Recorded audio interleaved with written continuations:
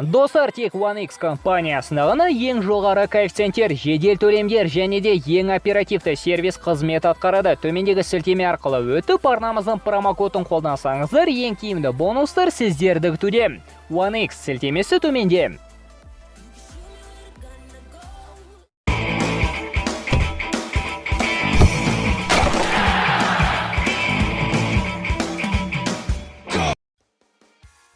Әлемдік спорт Ресей футболынан көзін құртуға кірісті. Барлық ассоциациялар мен компаниялар орыстармен серіктестіктерін үзді. Барселона трансферлерге тоймай, жаздан ағыз бомба ауысымдарды іске асырмақ ниетте. Ал Лионель Месси PSG сапында тағы бір маусымға қалатынын жеткізді. Осы және де өзге де қызықты жаңалықтар топтамасы дәл осы бейнероликте. Арнамызға жазылып қоңырау түймешесін басуды ұмытпаңыздар. Ал біз бастаймыз. Ливерпульге қарсы матчте мансабының ең нашар сәтін бастан кешкен испандық қақпашы Кепа Арrizабалагаға екі еуропалық грант қызығушылық білдірді. Бұл жайлы Daily Star баспасы хабарлауда. Баспа ақпаратына сенсек, Мадридтік Атлетико мен Ньюкасл Юнайтед ойыншының агентімен келіссөздерді бастап кетті. Ал лондондықтар Кепаны жазда 60 миллиондық ұсыныс келсе ғана сататынын айтты. Жазғы трансферлік терезеде Килиан Мбаппе мен бірнеше топ ойыншыны ғана алуды мақсат қылған Мадридтік Реал әзірге қанағатшылдық танытып, өз ойыншыларына жаңа келісімдер жасауға ниетті. Марка және АС баспаларының ақпаратына сенсек, патшалық клуб Эдер Милитаоға, Модричке, Асенсиоға, Родригоға және бірнеше қосалқы құрамашыларына көп жылдық келісім шарты ұсынбақ. Гарет Бейл мен Эден Азар бұл тізімге кірмейтін болар. Ал Мадридтік клубтың мәңгілік бәсекелесі болса, мүлде керісінше позицияны ұстауға көшті.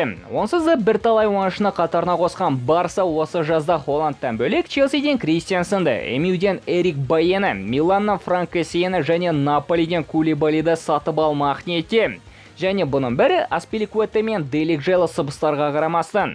Бұндай қадамдармен Барселона PSG-ға еліктеймін деп көпшілігімізді ғашық еткен өзінің жеке философиясы мен стилінен айырылып қалмаса болды. Қысқа трансферлер әрине қазір нәтиже беріп, Барса жанкүйерлері өте қуанышты. Бірақ та бұл мәңгіге созылады деп ешкімде кепілдік бермейді. Уақытында тежегішті деп басып үлгеру қажет. Лапорта оданда бұл қаражатты Иньестаның жолын қуған Педри мен екінші Месси болуы мүмкін Фатиге жұмсасы, жолдан ұшып кету қаупі азаяды деген пікірдемін. Әйгілі итальяндық тілші Фабрицио Романо Джесси Лингард Манчестер Юнайтед тарапымен келісімін ұзартпайтынын және жазда клубтан кететінін хабарлауда. Ағымдағы шілде айында келісім аяқталатын ағылшындық ойыншы еркін агент ретінде басқа клубқа ауысуды шешті. Дәл қазір жалға өнер көрсетіп жүрген Вест Хэм өте жақсы нұсқа сияқты. Ал әртүрлі француздық баспалар Серхио Рамостың жазда Парижден MLS клубтарының біріне ауысатынын жарыса жазуда. Сыбыстар бойынша испандық центр-бэкке Лос-Анджелес Галакси қызығушылық танытып, ойыншының агентімен байланысқа шықты. Француздық клуб жейдесінде сол кей орнын таппаған Серхионың келісім шарты келесі жылдың жазында аяқталады. Ал трансфер марк порталы оны 8 миллион евроға бағалауда.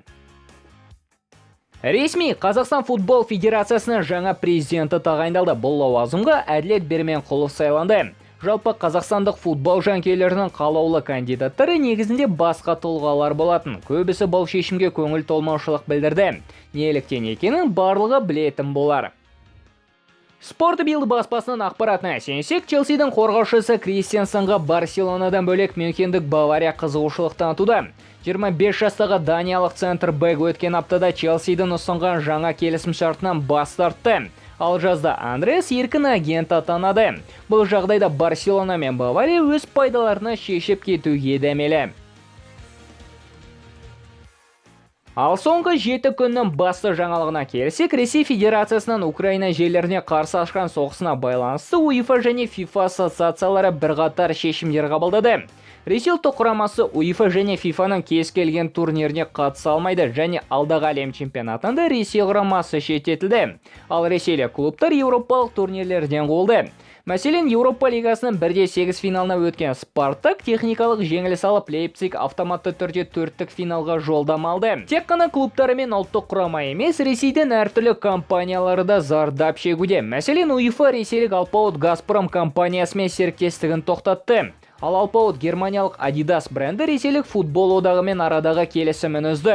Және бұл тек футбол ғана, ал әлем бойынша барлығы Ресейге бан беруде.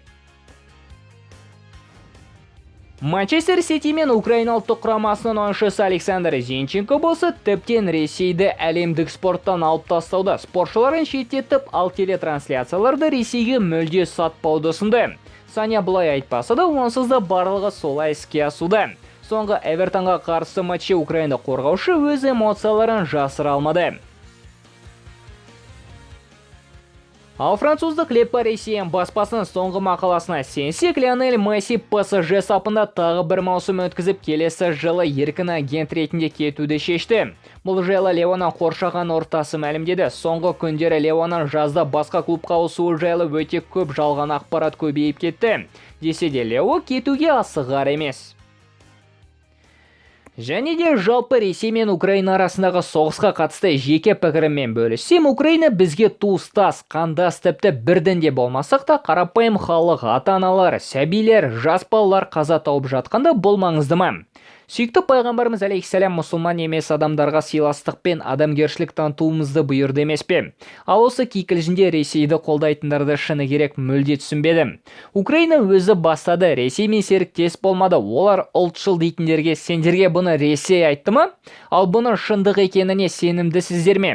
Жеке басым мүлде сенбеймін. Себебі олар бір кездері бізге де осындай айыпты орынсыз тағып ата-бабамыздың көзін құртып тарихымызды жоққа шығарды емес пе? Момынбыз, жуаспыз деп кешек ата-бабамыздың қанымен кеткен ақымызды ұмытпайық. Және бұл соғыста украиндықтар жеңсін деген дұғада болайық. Себебі 70 жыл қазақты дінінен айырып, мәңгүрт қылған орыстардың келесі көздегені біз болмасымызға кім кепіл? Қазірдің өзінде бұл жерді Ресей сендерге сый ретінде берді деп ресейлік саясаткерлер ай тегінен айтып жүрмеген болар. Ертеңгі күніміз орысқа қарап Лукашенко мен Кадыров қысып Путиннің бір жерін жалап қалмай ағайын.